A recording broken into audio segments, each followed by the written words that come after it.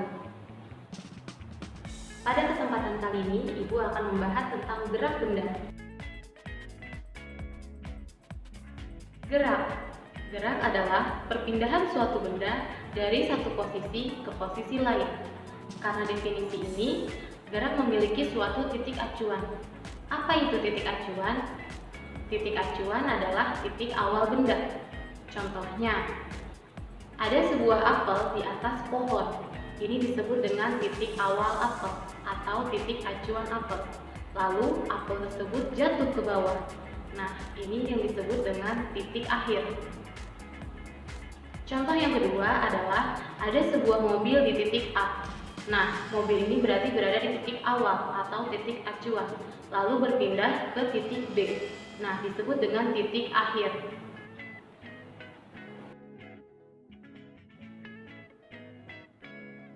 Secara konsep, gerak dibagi menjadi dua. Yang pertama adalah gerak semu.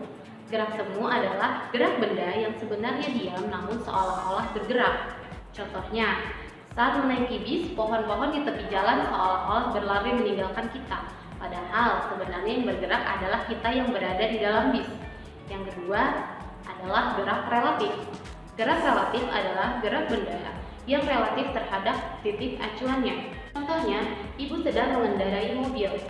Ibu melihat Budi di pinggir jalan, maka Ibu akan melihat seolah-olah Budi bergerak menjauhi Ibu. Sedangkan yang Budi lihat adalah Ibu bergerak menjauhi Budi dengan menggunakan mobil. Benda yang bergerak pasti memiliki lintasan-lintasannya. Berikut adalah macam-macam lintasan pada gerak. Yang pertama adalah gerak lurus. Yang kedua adalah gerak melingkar. Dan yang ketiga adalah gerak parabola. Tetapi, pada semester ini kita hanya akan belajar tentang gerak lurus. Gerak lurus. Gerak lurus adalah gerak yang memiliki lintasan berupa garis lurus. Contohnya, gerak mobil yang melaju. Ada beberapa unsur-unsur gerak. Yang pertama adalah jarak. Jarak adalah jumlah total lintasan yang ditempuh suatu benda. Yang kedua adalah perpindahan. Perpindahan adalah selisih antara kedudukan akhir dengan kedudukan awal. Contohnya,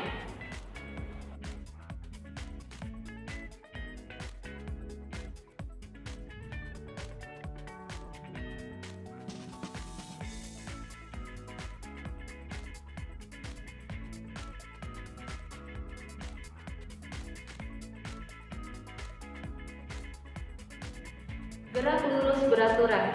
Gerak lurus beraturan atau sering disebut dengan GLB adalah gerak suatu benda pada lintasan lurus dengan kecepatan konstan atau tetap. Contohnya, orang yang sedang gerak jalan, melempar bola bowling, dan kereta api yang bergerak di rel lurus. Rumus gerak lurus beraturan ada dua. Mari kita simak contoh dan rumusnya.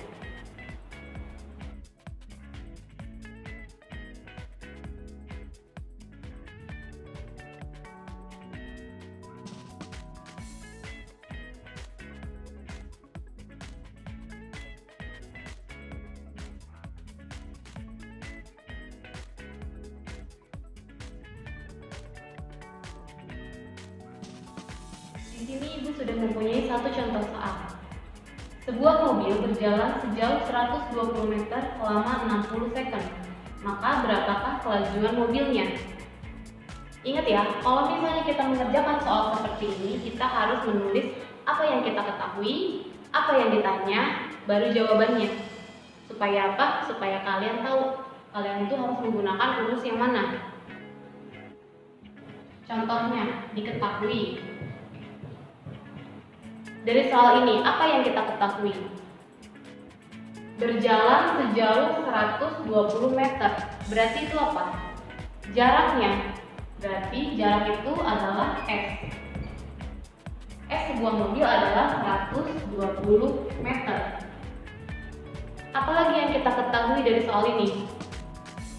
Selama 60 second. Berarti apa itu? Waktu. Kita tulis waktunya. T sama dengan 60 second. Sudah? Ada lagi? Tidak ada, kalau misalnya tidak ada lanjut ke ditanya. Apa yang ditanya? Berapakah kelajuan mobil? Berarti yang ditanya adalah V-nya. Setelah itu baru dijawab. Kalau misalnya kayak gini berarti kita pakai rumus yang mana? Rumus yang pertama atau yang kedua? Sudah ketahuan ya, kita menggunakan rumus yang pertama karena yang ditanya adalah kelajuan. Oke, kita tulis dulu rumusnya.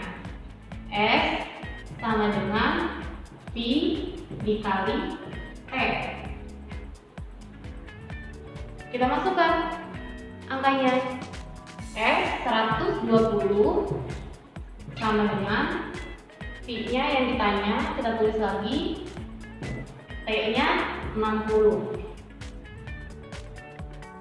Berarti kalau misalnya kayak gini kita harus memindahkan V-nya itu ya. Kita pindahkan 120 sama dengan V per 60. Buku 60-nya bisa dibawa. 60 ini jadi pindah ruas. Kalau misalnya pindah ruas yang tadinya dikali, maka akan jadi pembagian. Jadi sama dengan V sama dengan 2. Gimana? Mudah kan? Kalau misalnya kalian masih bingung tentang pemindahan ruas ini, kalian bisa menggunakan rumus segitiga. Kita lihat ya. Rumusnya S sama dengan V kali T. S sama dengan V dikali T. Kalau misalnya atas bawah berarti dibagi. Kalau misalnya kanan kiri berarti dikali. Kita coba ya bareng-bareng. Misalnya yang ditanyain S, berarti S yang kita tutup. Berarti rumusnya adalah V dikali T. Kalau misalnya yang ditanyanya V, berarti V yang ditutup. Kita tutup. Berarti rumusnya adalah S dibagi T. Gimana sampai sini? Udah pada ngerti?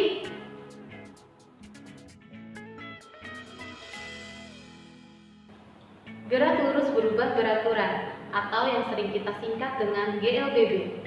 GLBB adalah gerak suatu benda yang memiliki lintasan lurus dengan kecepatan berubah-ubah namun tetap beraturan. Nah, GLBB ini terbagi menjadi 2. Yang pertama, GLBB dipercepat, yaitu ketika benda jatuh. Contohnya, jatuhnya kelapa di atas pohon. Yang kedua adalah GLBB diperlambat, yaitu ketika benda dilemparkan ke atas. Contohnya adalah ketika kita melempar bola ke atas. Rumus GLBB sebenarnya ada 3, namun yang akan kita pelajari hanya 1 rumus saja. Simak penjelasannya ya.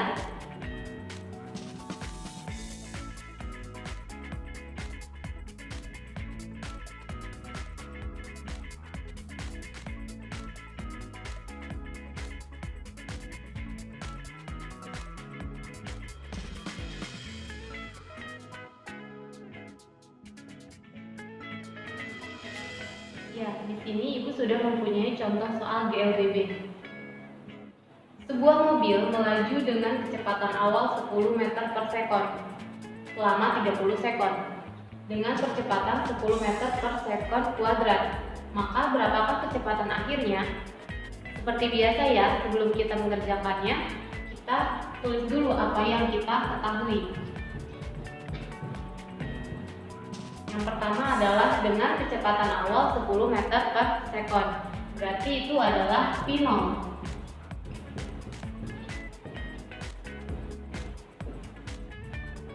Lalu selama 30 sekon. Berarti itu adalah waktunya. Berarti kita tulis di sini T sama dengan 30 sekon. Lalu apa lagi? Dengan percepatan 10 meter per sekon kuadrat. Berarti di sini itu A-nya sama dengan 10 meter per sekon kuadrat. Sudah? Ada lagi yang diketahui dari soal ini? Tidak ada ya, berarti lanjut ke ditanya. Apa yang ditanya? Yang ditanya adalah berapakah kecepatan akhirnya? Berarti di sini Lanjutannya adalah P. Setelah itu baru kita jawab.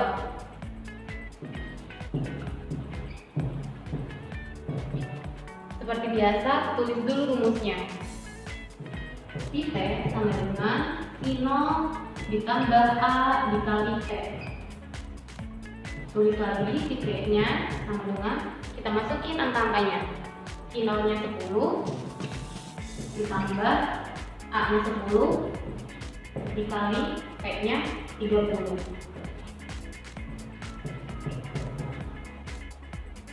Untuk penjumlahan yang semacam ini, kalian jangan lupa ya, kalau misalnya ada penjumlahan dan perkalian, yang harus kalian dahulukan adalah perkalian. Jadi kita kalikan dulu, 30 dikali 10 sama dengan 300. Baru ditambah 10. Jadi Pi T sama dengan 10 ditambah 300 sama dengan 310 meter per second. Sampai sini, ada yang mau ditanyakan?